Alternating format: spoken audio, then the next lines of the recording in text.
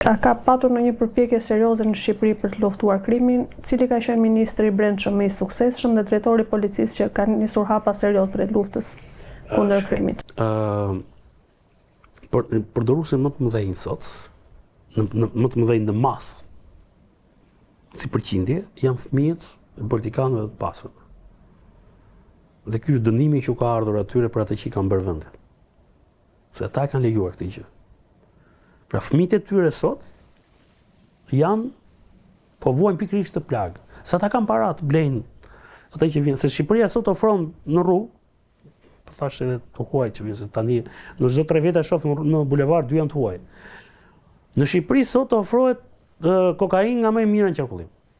Dhe kjo është e njohur, cilësia është edhe prej sepse përdoruesit vendas e njohin mirë. Mos ta dëgjojnë se do thonë që kemi rritur cilësinë e mallit. Po edhe pse vjen shumë nga jashtë dhe nuk kanë kohë ta përzihen, nuk kanë as interes ta përzihen.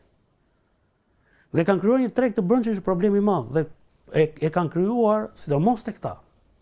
Të pasurit. Kokaina është drogë e pasur, nuk është e varfër.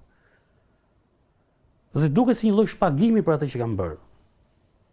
Se ata kanë krijuar këtë gjë dhe ky është shpagimi që po u vjen atyre.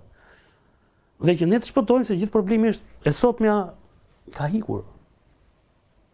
Duhet punojmë për të ardhmen. Pra duhet jemi përpara. Për çfarë duhet më të shkoja në Ekuador dhe në Kolumbia, ku diun Panama, ku s'kam shkuar te janë Dubai. Për çfarë duhet? S'mund ta bësh këtu. Se do të kuptoj kush është trendi, kush është e ardhmja. Do të shikosh çfarë ide kanë ata, nuk do të shoh letrat e prokurorit. Ke parë unë s'dal në emisione me letra.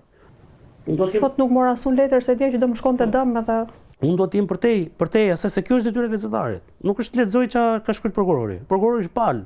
Unë do të shkoj për teja asaj që thot prokurori. Në situatën që jemi ne, tregon që ministrat që kemi patur ne, dhe kryeministrat kanë dështuar në këtë fushë.